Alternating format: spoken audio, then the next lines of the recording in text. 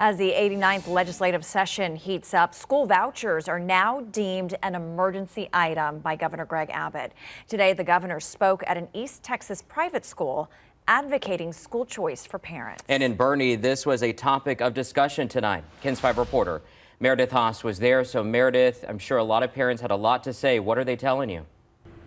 Yeah, well, tonight it's all about putting the children first. And they're also talking about how Texas schools, including Boerne ISD, need more funding. Now, two people, one for and one against school choice vouchers, spoke to a group from the Boerne community, including several Boerne ISD board members. The main argument for the vouchers being that they would promote competition and give parents the decision to send their children to whatever school they went despite what they make. The argument against the vouchers, that private schools are making the choices, not the kids or parents, and at the end of the day, they succeed in securing funding instead of public schools who need it.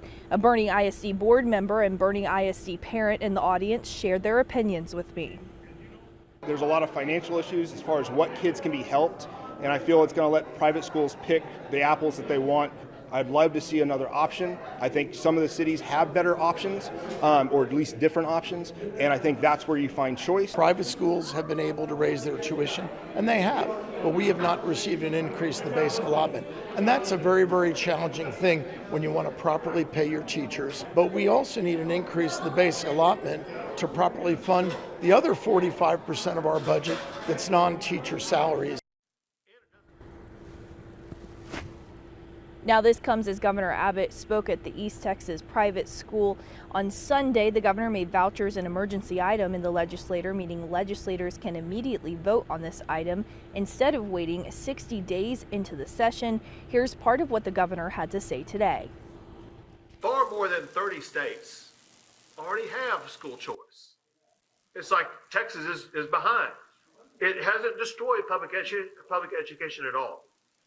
What it has done is made all educators be more competitive. Now, if passed in this legislative session, school vouchers would provide parents with $10,000 per child to send their children to whatever school they choose. Reporting live from Boerne, Meredith Haas, KENS 5. Started smaller. 2 years ago, it was 500 million. Now it's $1 billion. And 2 years from now, they're projecting it'll be 2 billion, and then 4 billion, and 8 billion. Okay? And it gets worse from there.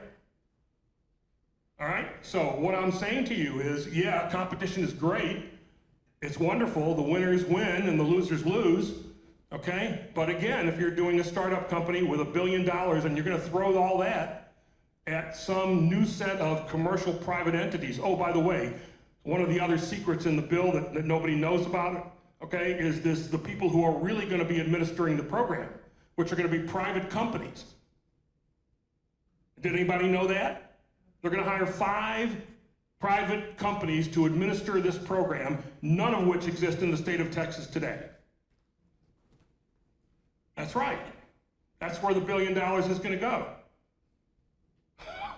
Is that risky? You bet it is. Okay, Herb, I gotta agree. I do not like public-private partnerships, and I'm not excited about hearing about a private company distributing money. But I would dispute the issue about the competing libraries, because libraries do not compete, because it's not a for-fee service. Nobody pays anything to them. Competition happens when you buy something, or you're running a mile, or whatever it is. You're doing something. Libraries don't do that. And so naturally, it's a non-competitive environment. Our government gives lots of money to private companies in competitive environments. Hospitals. We have private hospitals. Government, Medicare pays for private hospitals. We actually even have quite a bit of federal money that goes to private education already. Pell Grants, GI Bill at the upper levels, higher education. There's already plenty of that going along. Pell Grants don't distinguish whether you're going to one school or another. They give you the money if you have the need. So the government has lots of experience giving money to private entities, which isn't always the greatest thing. But this is not a unique situation. Well, it is right now, because this is one industry where they resist giving money to private entities. There's lots of private entities in healthcare, even private militaries that we pay to do our dirty work sometimes. It's not unusual if you think about it in the context of all the different things the government spends money on. When they build roads, they hire a road company. When they build rockets, they hire Musk, okay? So, and that's a prime example. When he stepped in there and started competing with NASA and all the other companies, he started building big rockets that went all kinds of places. So, competition does work, and it works every time. It depends on what you're competing for. When you're competing for some private company that decides how the money goes, that's an issue. There's a problem there. But when it's the parents that decide where that money goes, that is when you get real competition. I'm glad you brought up the issue of roads. Thank you, I appreciate that. That's a good example. So let's say your county roads are in disrepair, okay? And the county road that leads to your house, it's got potholes in it, needs to be fixed, okay? But your county government decides, oh, well, instead of doing that, why don't we privatize that road? Why don't we build instead a toll road right next to it and give that to a private company to manage? That good for you? Probably not. What if that happened to all your county roads? Another example of things that are for the public good. And that is what public schools are for. They're for the public good. They're not for the private good. Now here's another dirty little secret, okay? Governor Abbott likes to call this thing school choice, okay? It's not school choice. It's school's choice, because the ultimate deciders of whether your kid gets to go to a private school is not the parent, it's these private school. And if they don't want to accept your kid because he's different, they don't have to. They don't have to play by any of the same rules that our public schools do. They don't even have to obey the laws, okay? But what they do have to do is make money. I can assure you that, and in almost every situation in every other state where this has happened, those private companies have raised tuition to account for the money that now they're getting in addition to what they were getting before from the state. And that's what's going to happen. Okay? Again, follow the money. The key to this whole thing is understanding where the money is coming from and who it's going to. Because those private schools that are going to benefit are not necessarily here. They're somewhere else. Okay, instead of your kid going to a private school here in Bernie, he goes down to Leon Springs. Okay, and then your money goes from here over to there, and that's where it gets spent by the private school down there. Think about that. That's a transfer of your wealth from here to there that follows the kid. Okay, again, if you're thinking about this whole thing, follow the money and you'll see what happens. You'll see what's going on. I think that's really good advice to follow the money. But I think you'll also find that public institutions, whether we call them public schools or the military or whatever, are institutions just like a business. And our public schools are raising their tuition right now. They're going to Austin and saying, we need more money. So it's the same thing. Yes, we pump more money into the system, people are going to raise their costs. Look at what happened when suddenly everybody could get a college loan. College costs have gone through the roof, right? Because suddenly it's easy to get a loan and indebt yourself for your 3 lifetimes. Yes, more money in the system will mean higher costs for schooling, whether private or public. It doesn't matter which way you go. They're both organizations, and they're both driven by the fact that however much money they can get, they will spend. I want to talk a little bit about accountability. A lot of people say that private schools do not have accountability.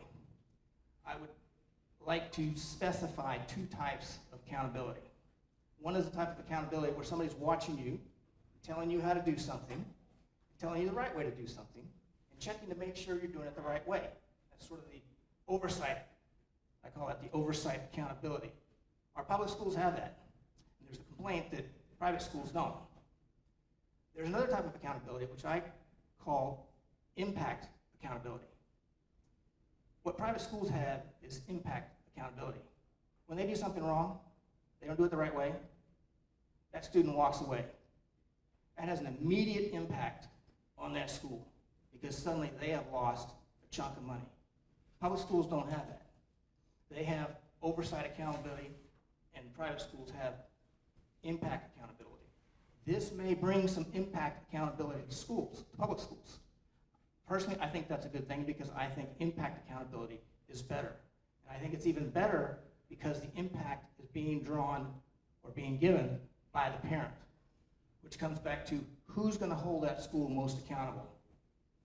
Is it somebody in Austin, one of these companies that you're talking about? I hope not, okay? But it's also not the TEECs. It's not the state school board. They may do a good thing, like stop. Oh, okay, well, you brought up another good issue. Talking about Bernie ISD going to Austin and trying to ask for more money. That's a good thing, always a good thing.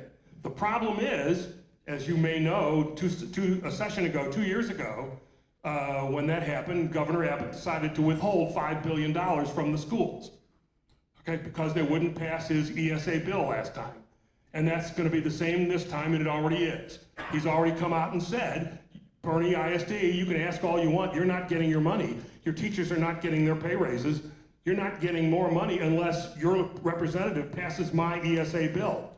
He's come right out and said that, right out in public, and that's the way it's going to be. He's holding everybody hostage, and he's putting the pressure on all the school districts, okay, to force them to concede, okay, so that his ESA bill, his favorite ESA bill, gets passed. He's a bully, straight up, okay? That's what he is, and he's doing it real well. And there are lots of other things, to be honest with you, that we could be spending our hard-earned money on. Okay, I don't know why he decided to make this as an emergency item. We have things, like the border, okay, our water. And there are the economy. There are lots of things that he could treat as emergency items, but he's decided to make ESAs and public funding of private schools an emergency item. You might ask yourself, why? Why? Why is it an emergency item? And again, I encourage you to follow the money, and then you'll see. It'll become crystal clear to you why he's made this an emergency item and why he's holding all the school districts hostage for his ESA bill. Okay. The schools did get some money last time. They got a little bit more. I mean, it may not have been in the form they wanted. They did get some money for security and various other options, but they did get it. Maybe not a lot, maybe not what they wanted. The political process of allocating our tax dollars to different causes is a fraught process and not a pleasant process. They say don't watch the making sausage, right? Nobody wants to see that kind of stuff, the trade-offs and everything that everybody does. But that's just the way it is. And it doesn't matter whether you're on one side or the other. They all do that. They haggle and they debate all that kind of stuff. I encourage everybody to vote for the people that think that will distribute the funding the way they would want the funding distributed. Not so much all the glory topics and the hot thing of the moment. Think about how that person wants to spend the money and vote accordingly. And then our votes choose the people that distribute the money the way most of the people in the state want.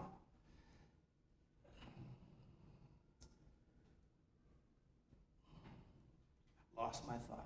I had one thing more I was going to go with. And, what was the last thing you talked about? I can't remember what it was. Oh, why is it such an emergency now? Well, because they're politicians. Everything's a friggin' emergency. But one thing that opened a lot of eyes and caused people to get galvanized about this issue is during the pandemic, suddenly all the test scores dropped. Schools did poorly. Oh, it was a crisis. Kids weren't getting educated, except in the Catholic schools. They didn't have a drop in performance because they stayed in school. So the parents that were willing, rich enough, to send their kids to a Catholic school or had a Catholic school good enough that was willing to take in people with scholarships, their kids got educated. They weren't falling behind. Did you know that the American Pediatric Academy during the COVID pandemic changed milestones of communication for toddlers?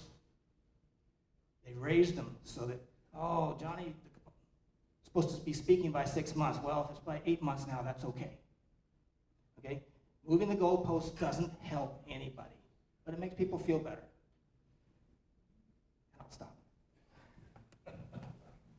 All right, so let's shift a little bit. Let's talk about what some of the real problems in our public schools. I know we've got a number of people here in the audience who are affiliated with the public schools in one way or another. And let's also refer to the nation's scorecard that you were just mentioning, which I think they just came out with their last year's results just a couple of weeks ago.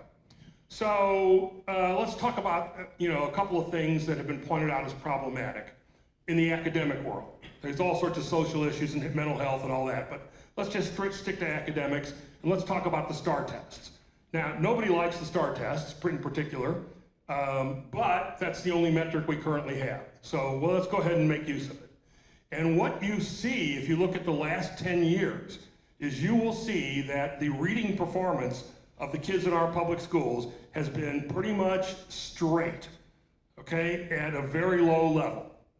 It dipped slightly after the pandemic, came back up, okay? And so reading has been a problem all along, and we need to work on that.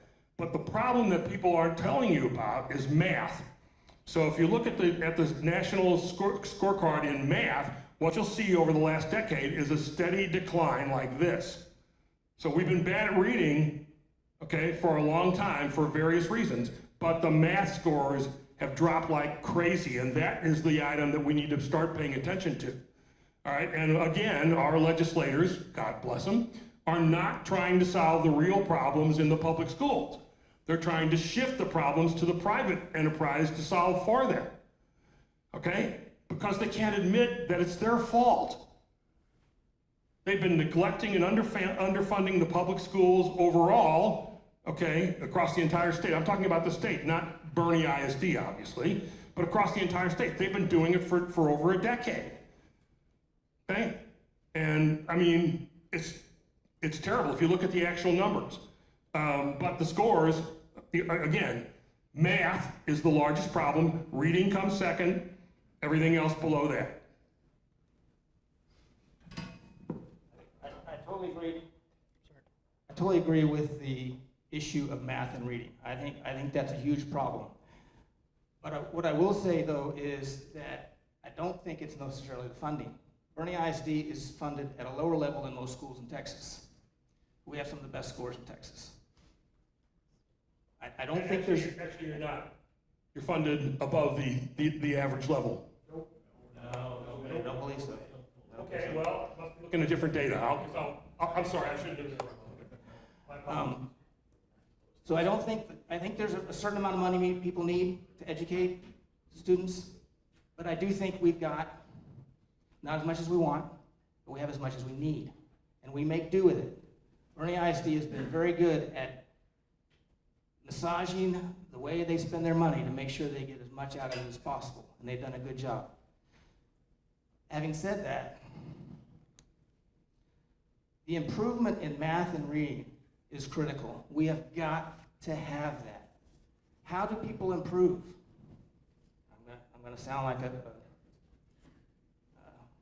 whatever the animals that repeats itself. I can't remember. Competition. We have competition. I mean, tests in the classroom are sort of a competition, right? Students see who's the best student. They compare test scores sometimes. Same thing with our education process. The competitiveness between a school or a teacher will cause them to improve themselves. Now, what is the problem? We don't know. When you're running a race, and you're running by yourself, you run. And then you take your time, say, okay, I did okay. When you're running against somebody else, you're monitoring and comparing yourself to that other person constantly, ongoing, every step of the way. And you may not know why you're running slower than them. Maybe you take small steps. Maybe you take too big a step. It doesn't matter, because by comparing yourself constantly, you're going to be improving yourself every step of the way. So competition improves people and institutions incrementally every step of the way, even if you don't know exactly what the problem is. You don't have to know exactly what the problem is. It helps. You can improve faster. But just having that competition causes you to improve. Okay, Rich, help me out here, okay? I obviously need a fact check. Okay, so when I looked at the Bernie ISD financial sheets, what I saw was that the funding that you were receiving from not including the feds, because we don't know what happens with the feds. But I had you at $13,761 per pupil per year, about 7,000 of which came from your local property taxes, and the rest from the state. That includes what Dale mentioned earlier, the capital, the debt. We have Right. actually, when you add in federal, state, local money, we're at $9,700 per kid, which is $3,000 less than the state average, and it's almost $7,000 less than the local private school charges here in Berkeley. Okay, those are different than the numbers that I was dealing with. I was looking, straight at the bottom lines, assets and liabilities. Okay, and that's where I came up with that number. And I compared that to the state average per pupil, which is $11,000. And that's why I made the statement about, looked like you were getting more money than average. Actually, on operational everyday expenses, we're near the bottom of the state. Okay. All right, well, thank you, I appreciate Our that. demographics are what they are. Yeah, We have a lower population. okay, all right, well, thank you I appreciate that. I needed the fact check. I'll let it go for now. I want to change gears a little bit here. I know I've talked about competition and haven't been specific on exactly what it would fix or not fix. I want to change gears a little bit and talk a little bit about teachers. And this is not something I've necessarily read anywhere. It's sort of my belief about the profession of teaching. We all like to talk about our teachers as being professionals. Unfortunately, that's not the way they are in our society. If you look at an engineer or a lawyer or an electrician or any other professional, they make the decision when the decision is made. They decide how to do something on the spot when it needs to be done. Teachers in America, for the most part, do not do that. They are told by the State Board of Education through the TEKS on exactly what they have to teach, almost to the word. They're told by the Central District how to teach, how to schedule themselves. They are told constantly how to do everything that they do. Now, some of them rise above that and are able to just assert themselves, but for the most part, they're not professionals in the way that we would like them to be professionals. Now, in a lot of studies, people like to tout Finland as this great place that has great education. And of course, it has a universal education system. But the one big difference in Finland is the teachers rule their classroom. They make the decisions. They tell central staff, I need this. They tell central staff, this child needs improvement in this area and that area. They are more in control. They're more like a doctor with the staff around them. And that is a solution that I would like us to pursue. I don't know how we do that, because I think it's hard to flip the current structure in a school, but I think it's possible because we have that structure in lots of other professions. And if we could get that in schools, I think you would see some pretty incredible changes. Okay, great. I see we're kind of getting to the end here, so let me wrap up so that you completely understand where I'm coming from. Okay, I want to let you know that I am for school choice, as defined by us in this discussion, not by our governor. Okay, I'm even for vouchers in certain very specific situations where I've seen them work. In a couple of places, New Hampshire. That's the place we should be looking at. Okay? What I'm against is this bill, this legislation. This is bad legislation, bad policy, and I do not trust our governor or our state legislature to pull this off, a $1 billion program whole from scratch with more holes in it than you can shoot with a shotgun. Okay? So that's really the issue, really. When you come down to it, it is this program that's being proposed, this ESA program, that is just chock full of holes just waiting to be abused. I mean, there's fraud everywhere, okay? And I'll tell you a couple more little secrets about that. Again, watching the money. One of the provisions in this bill is for these new private companies that they're going to be called education assistance vendors. 5 of them, okay? They're going to be created somehow. I don't know how. Okay? But one of the things in the legislation is they're allowed to go out and solicit funds independent of the state with no accountability. And you know what's going to happen? The super PACs are going to come in. Yeah, that's in the legislation. Okay, and your representatives have been telling you all along that the money for this new ESA program, this $1 billion, is not going to come from your school districts or from your property taxes. Have you heard that? It's a lie. I called Senator Creighton on it last week in front of God and everybody, and he fumbled it. I forced him to finally admit where they've been hiding this all along.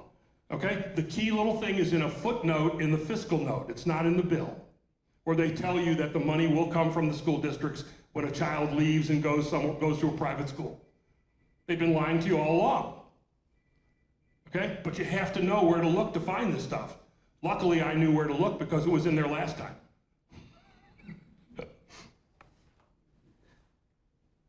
Okay, I gotta admit, the 5 private companies, not how I would do this, and I especially would, well, honestly, raising from... Competition, five companies are going to put them in competition. They'll be so much better at it.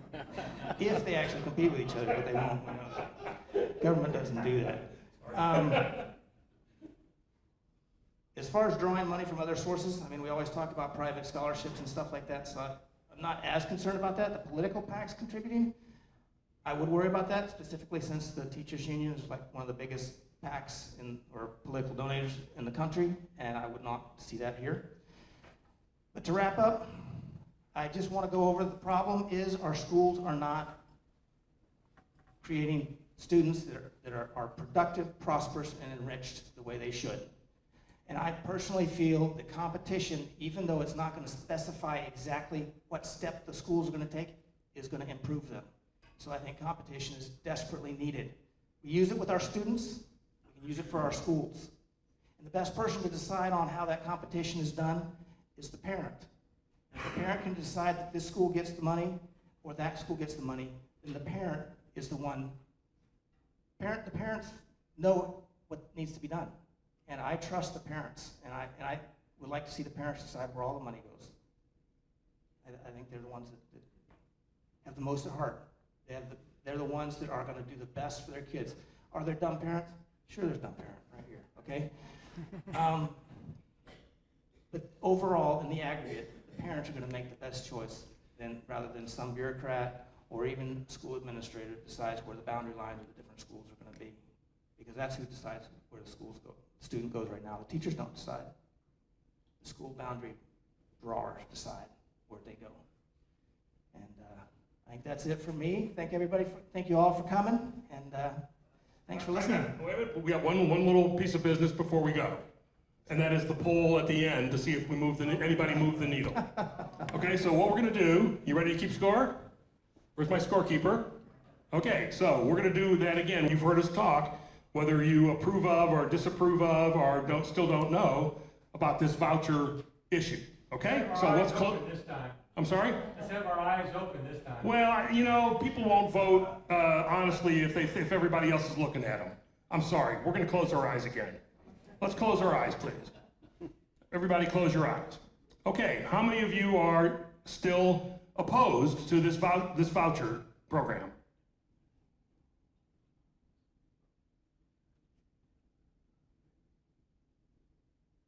Okay, put your hands down. How many of you are now in favor of this voucher program?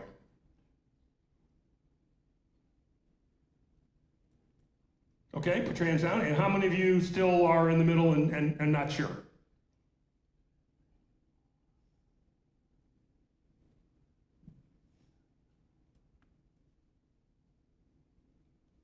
Okay, got it? Yep. All right. Anyway, I wanted to thank you all as well. Thank you. What were the results? Oh. Oh, okay, all right. Do we have, okay. They're exactly the same. The first line is before and the second line is after? Okay, so, the first time before, there were 10 who were approved of the vouchers situation. There were 15 that were no and 16 that were unsure. Okay, afterwards, there are 11 who are in favor of, 18 that were not in favor of, and 12 that weren't sure. So it looks like we moved the needle a little bit but there's still, I think basically there's still a lot of uncertainty and unknowns about this issue. It's very complex when you get down into the nitty-gritty because the devil is really in the details. All right, I'm going to stick around for anybody who wants to ask me questions. And with that, thank you all so much. And thank you, David.